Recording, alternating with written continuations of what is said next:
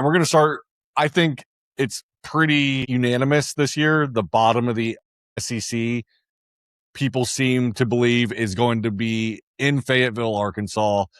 The Arkansas Razorbacks, Woo Pig Suey, probably looking at between coach turnover, talent on the roster, and the schedule that's laid out in front of them, we're probably looking at the worst team in the SEC here in the Razorbacks. Ryan, I'll come to you first.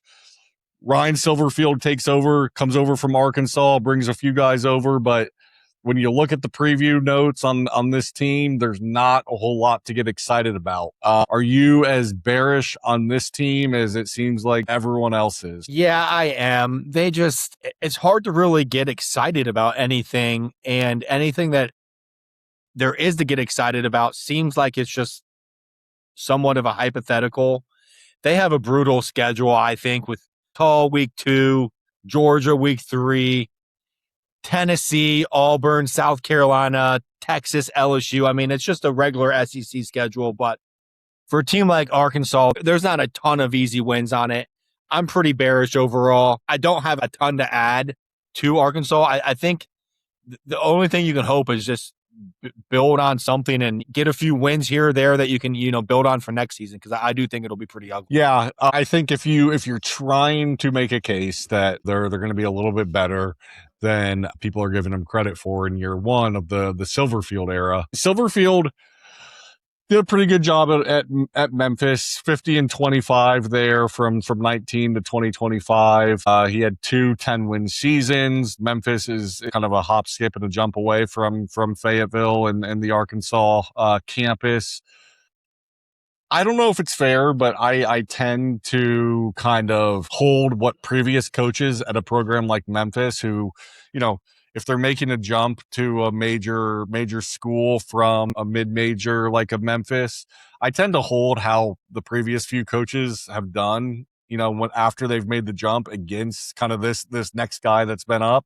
And here it's like Justin Fuente went to Virginia Tech, crashed out. Mike Norvell, I mean, seat couldn't be hotter down in Tallahassee. And now Arkansas kind of just doing the same thing as those two schools who went and took Fuente, have taken Norvell, and just it hasn't really worked out. That system, the Memphis success, has not translated to ACC success, at least at Virginia Tech and Florida State. So that is even tough. Kind of new energy, new blood. It doesn't seem like Arkansas, the donors, the Waltons, the Jerry Joneses of the world, it doesn't seem like they're investing quite as much as Arkansas fan base would like in terms of NIL dollars and just liquidity into a program that really needs it to compete with the Alabamas of the world. But you got Calipari there on the basketball side. The basketball team's done very well, made it to the Sweet 16, and it just seems like the football program is really at a crossroads now, and they're trying to inject some energy with Silverfield, but we'll see. Marsh, anything on Woo Pig Suey that you're seeing that maybe we should be looking at a little bit differently and excited about? Well, it's actually very interesting. Arkansas, to me, is we talked a little bit about Oklahoma State in the Big 12 episode and North Texas North, right? And now you've got, I'm no geographical major, but go out of the limb, Memphis South is Arkansas, maybe Southwest. I don't know. We can confirm.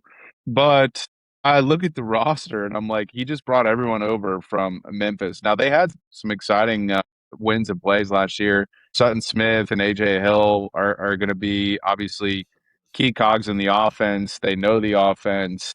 There's that familiarity there. But to me, it sucks that Sam Pittman got fired. I mean, Sam Pittman, I look at Sam Pittman, I visualize his face and I think Pig Suey. Like he's got an oinker on him. He's got a beef to him. He looks like he just fits the Arkansas hog build.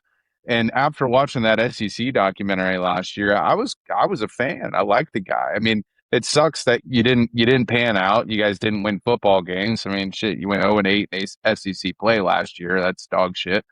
But I look at it, I mean, Ryan Silverfield comes in, a little injection of life. They had 30 departures in the portal, 42 additions. I don't think you can get a bigger roster turnover than that.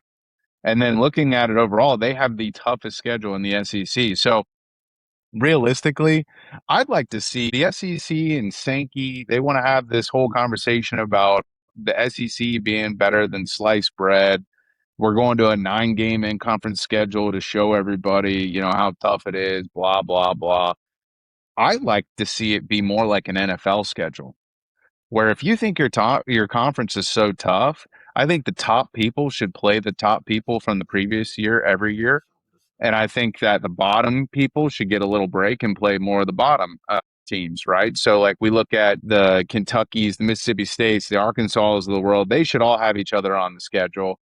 Texas, Georgia, Oklahoma, all the big dogs, they should be playing each other.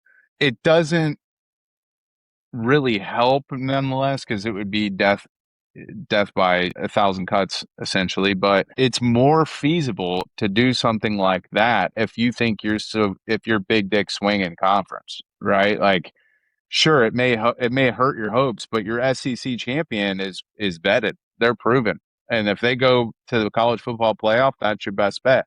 You're not getting somebody who had a weak schedule go in there and just run into a Notre Dame, a Miami, or somebody else and get embarrassed. Yeah, and look, I mean, it's hard to say that Arkansas should go into Salt Lake City and beat Utah, but like, hey, Sankey, if the bottom of your conference is so strong, like, it should be able to compete with the second, third, fourth best team in the Big 12, right? Like, I mean, at least keep the game competitive.